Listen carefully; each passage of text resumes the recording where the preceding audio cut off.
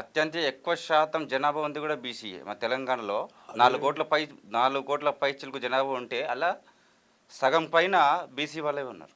వాస్తవమే అది. 5 కేటగిరీలు: BC, BCA, BCB, BCC, BCD, BCE. ఈ 5 గ్రూపులతో చూస్తే సుమారు 4 కోట్ల పైచిలకు అంటే దాంట్లో సగం పైన బీసీ వాళ్ళే ఉన్నారు. అయినా మా రాజ్యం అనేది రాజ్యాధికారం అనేది లేదు. ఎక్కడ సామాన్యమైన హోదా లేదు. మీరు ఇట్లనే చేయండి. నాలాంటి లీడర్లు 100 మంది ఉన్నారు ఇక్కడ ఉమ్, బీసీలలో. ఉమ్. ఇంటర్వ్యూ చేయి 2 రోజులకు ఒకసారి, రోజుకి ఒకసారి. ఎవరు చేస్తే ఎవరు తిప్పుకుంటే దీనిపై ఎవరు ప్రశ్నించాలా మళ్ళా? అంటే పబ్లిక్ ఆలోచిస్తలేరా? పబ్లిక్ ఏం చేస్తారంటే, ఒక ఇష్యూ వచ్చింది. మహాత్మా గాంధీ ఫారెన్లో ఉన్నప్పుడు లీడర్ కావాలని కళ్ళు కానాడు. ఉమ్, ఏం చేయాలరా భారతదేశంలో అంటే, బ్రిటిష్ వాడు రూల్ చేస్తున్నాడు భారతదేశాన్ని. ఉమ్, లీడర్ కావాలంటే కాసు పట్టుకోవాలి. ఉమ్, ఆ కాసు పట్టుకొని వచ్చిండు. 30 ఏళ్ళు జైల్లో తిరిగినా కానీ ఆఖరికి తుపాకులు ఇసిపెట్టి ఎట్లా పోయినాడు అంటే, ఈడ సబ్జెక్ట్ ఒక్కటే ఉన్నది భారతదేశంలో. బీసీ ప్రధానమంత్రి, బీసీ పార్టీ బతకాలంటే వాడు రావాలి, మెల్లగా రావాలి. ఆడు 20 ఏళ్ళు ఓపిక చేయాలి. 20 ఏళ్ళు వాడు తిరిగితే కేసీఆర్కి 14 ఏళ్ళు పట్టింది. ఒక్క తెలంగాణకి. దేశానిలో మళ్ళీ నేను దేశాన్ని కొడతాను, మళ్ళీ దానికో 20 ఏళ్ళు తిరగాలి అని పక్కకు పెట్టిరు. భారతదేశంలో ఒక కొత్త ఆర్గనైజేషన్ వచ్చి రిజర్వేషన్ గురించి పోరాడాలని కానీ నేను నవ సంఘర్షణ పెట్టిన 20 ఏళ్ళు కేటాయిస్తున్నది అని. నాకేం వస్తుందని కాదు, మా బీసీల కోసం తిరుగుతున్నా. ఇది కథ. నాకు ఇప్పుడు 64 ఏళ్ళు. ఇంకా 20 ఏళ్ళైనా నేను పోరాడతాను. నాకు ఎమ్మెల్యేలు ఎంపీ గారు సోకేం లేదు.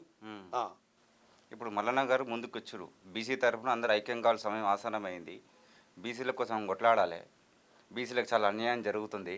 ఎవరంతా వాళ్ళు ఇండివిజువల్గా వెళ్ళిపోతే మన బీసీలకు న్యాయం ఎట్లా జరుగుతుందని చెప్పేసి ఆయన ప్రశ్నిస్తున్నారు. మళ్ళీ ఆయనని ఉండనిస్తారా, అది పక్క జరిపేస్తారా? ఉండనిస్తారా అంటే, నాన్న ఇంట్లో పవర్ కోసము పనిచేసే వాళ్ళు కొంతమంది ఉంటారు, పేరు కోసం హనుమంతరావు లెక్క పనిచేసే వాళ్ళు కొంతమంది ఉంటారు, మా లెక్క కొంతమంది ఉంటారు. ఆయనకి పదవి వస్తా ఇవన్నీ అడవద్దు. ఏదైనా పోరాటం చేయి, ఏదైనా మీటింగ్ రౌండ్ టేబుల్ కాన్ఫరెన్స్ అందరిని పిలువు.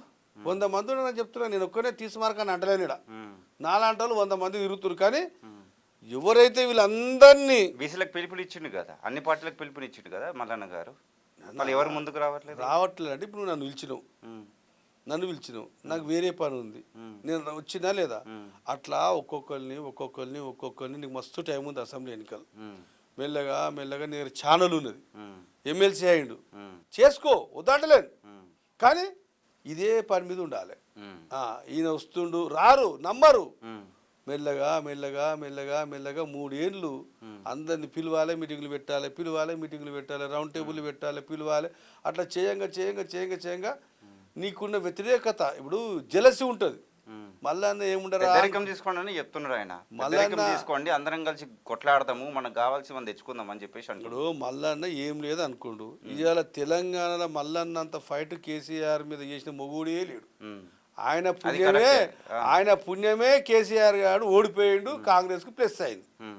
నెగటివ్ ఓట్లు వచ్చి పడ్డాయి ఇక్కడ. ఎట్లా జైలుకు పోయిండా, ఇని చేసిండా? ఇవాళ మంత్రి పదవి ఇస్తే తప్పే ఉంది. మళ్ళా నాకు వద్దంటాడు. ఏ ఎమ్మెల్యే నా కొడుకు ఇంతకన్నా పోరాటం చేసి చెప్పు కాంగ్రెస్ పార్టీలో? చిన్నోడు అంటారేమన్నట్టే.